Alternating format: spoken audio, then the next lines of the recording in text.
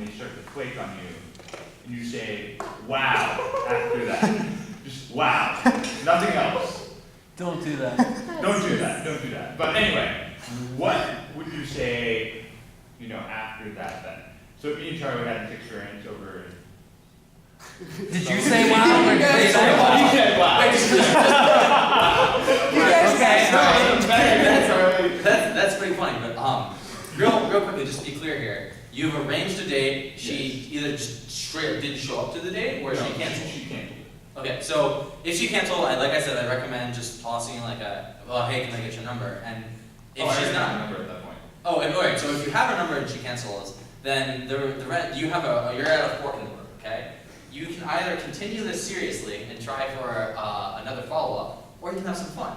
And if you want to have some fun, there are no longer any rules. Except for don't send pictures of your genitalia, and don't do that. Yeah, don't do that. That's another thing I should have mentioned. That's a big no. Just don't do that. Seriously, don't. Yeah, then you can say whatever you want. For example, wow, in all caps in the period. I think that's great. I think it's hilarious. If you're not interested in like following up, then great. That's really funny. A second thing to that is that if you message a girl, and this is another thing that people will tell you not to do that they're totally wrong about. If you message, this doesn't work for girls by the way, but if you message a girl and she doesn't respond and it's been like 2 days or whatever, feel free to throw a Hail Mary and come and message her again with something funny. Like, I don't even know, I can't really do this right now, but I guess it wasn't interesting enough for you or So something. you're not interested? Yeah, or if she says that like, she's like an avid meditator, be like, oh, have you been meditating for 2 days or something? Say whatever you want, doesn't matter. The point is that like, if a girl hasn't messaged you back for 2 days, throw a Hail Mary. It's not like she's gonna be more or less, it's not like she's gonna look at this and be like, oh, well, now I'm not responding. It's been 2 days, she wasn't gonna respond to anything. You can say whatever you want. The other thing I was going to do that I forgot about is I did pull up, I took screenshots of like a very classic, successful conversation that went very well, that was appropriate. 140 characters. Yeah, actually, so that was a goal of mine for a little while. I wanted to meet up and go on a date with a girl in less than 140 characters. And I was successful, but I can't share that conversation with you. Oh. Just give me like half a second here to pull these up. All right, perfect.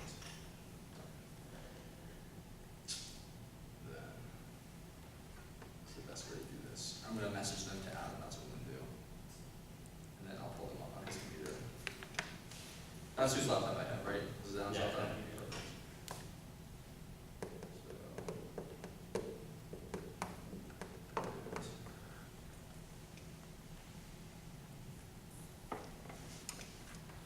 As a secondary answer to Ray's question earlier about if they flake on you,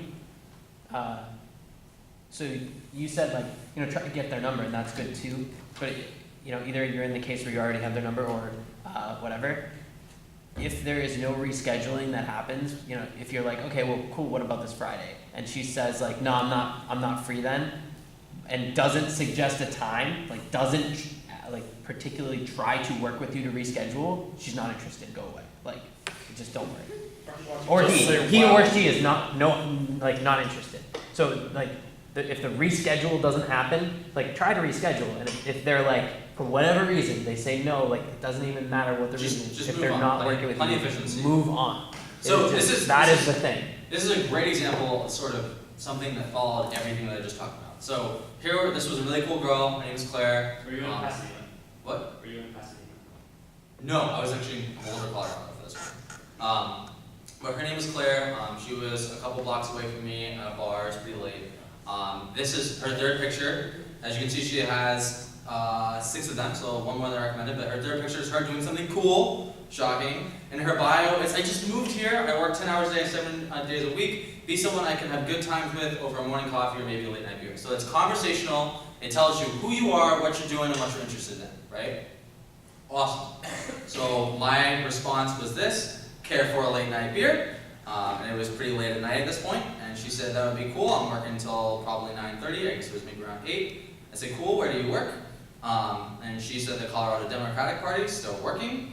There was the Colorado Democratic Party has like a little office that's a couple blocks away in Boulder that was, like let's see, 30th and Pearl, I think, whatever, it doesn't matter. So around 9:30, I was just waiting outside the office after having a drink. She came and said, "Hey, my name's Rocco. A drink." Done. Perfect. Short, simple, sweet, honest. Jordan.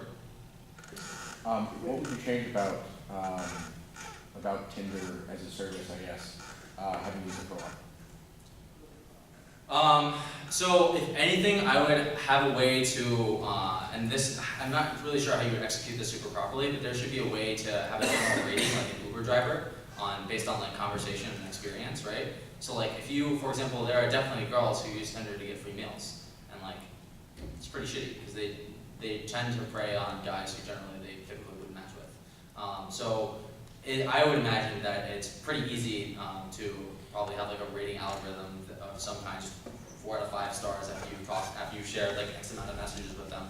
And sure, like it could be a skewed. I'm sure someone could give someone a really bad rating and it's unfair or whatever. But the same is true with any other rating system. I think that it's probably applicable here. Then you could even say things like, I only want to match with people that are like 3 stars and above, or who will actually meet up with me, have a decent response rate. And then when you walk out of the date, halfway through you get like 0 stars. So you'll be down on the list. Yeah, and like I said, like with any rating systems, there are going to be those problems. But even then, like you could even add something even simpler than that, which would be like for example, when you book a place on Airbnb, it shows you their response rate and their average time to respond. So if you even just had that on people, if you looked at a girl and it was like 3% response rate, it's like, woof, like, probably don't even want to bother with this one, you know? But that's like half of Tinder's business model, isn't it? To like get you to like more people. So can't you only like a certain amount of people per day without paying for more? Correct. Right, and that's what I mentioned. I guess first Pro slide. can give you the stats. What? Pro can give you stats. Yeah. Yeah, so as I mentioned in my first slide, if you're actually trying to like use Tinder like with any sort of regularity, then $5 a month is, especially if you either A, live in a large city or B, travel a lot, then $5 a month is like an easy price to pay. Whereas like if you're here, it doesn't make any sense at all, because I could go through and find all the matches I would even potentially be interested in RPI in a week. So All 100 girls that go to the school. Thank you, Matt. thank you, Max. 33% for what? Thumbs up, right? Did you ever use like super like feature? Yeah, so like I said, I haven't used Tinder as much these days. I sort of just use my same tactics. The 2 summers ago I went hard, and I was like, I would hit back then when you didn't have premium, and you would just run out of like matches in your area, and I would run out like 3 times a day, and I would like really crank through it. So that's where I get most of this knowledge from. Ever since then, I sort of use it pretty casually and just apply like the things that I know, and it works well enough to not have to do anything of that. I will say that it's super annoying that like they have some sort of swiping algorithm where if you swipe just up enough or just down enough, it'll super like someone. So if you're swiping like Bachelor 1000, you'll end up like super liking somebody you're clearly not interested in, and then they'll be like really excited and send you lots of messages, and you're like, oh, this was just a total accident. So that definitely needs to be fixed. Yes, Jordan. Diego had a question. He said, what kind of initial meetups make sense? Like, how much time do you allocate for an initial meetup? Okay, so for an initial meetup, you should, basically there's 2 stages. One, it should be like a quick drink somewhere, or in San Francisco, you could even just go to like Dolo Park or something for a walk, or if there's like a free concert, there's tons of those things around. It should be like sort of like a 30 to 45 minute affair, and then have like a follow-up after that. So if it goes really well and she's still interested, then you guys can go get dinner, or like go to a concert, or a party that your friend's throwing, or maybe just go home. Yeah, so you basically just break it up into 2 sections. One 30 to 45 minute thing, and then a couple ideas of what you might want to do after, if it goes well. And if it doesn't go well, it's always also nice for people who have, I've learned this by talking to a couple other people, for people who have like sort of like self-confidence issues or anything in that sort of realm, if you are like afraid of like a date not going well, then like line up plans for if it doesn't go well. Like say line up, hey, talk to your buddy, hey, I'm going on a Tinder date later at like 8, if it doesn't go well, you like, wanna go grab a beer at 9:15? Sure. And then that way, like if you're really upset afterwards or you feel like you got rejected, you can immediately just go hang out with a friend and just pretend like the whole thing never happened, or learn from it, hopefully. Yes. How often do you say this isn't working well and leave? And what is the distribution? Like how early have you done that in a meeting versus how late have you waited to do that in a meeting?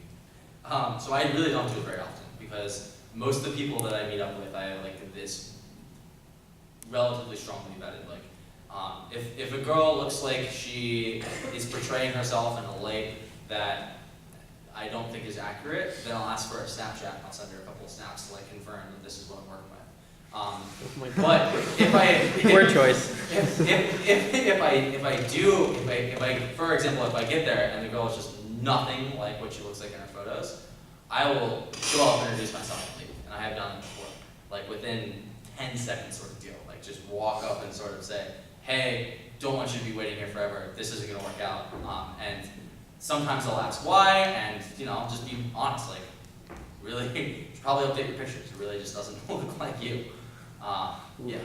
And then I've waited also pretty long. So the other situation is you go on a date, like it starts off pretty well, it's going pretty well, but then it sort of drags on forever, and you're looking for exits, and just the other person doesn't want it to end, and you're sort of being really sick and tired of it. And that's the other situation that really doesn't happen too often. But when it does, same sort of thing, just a full stop.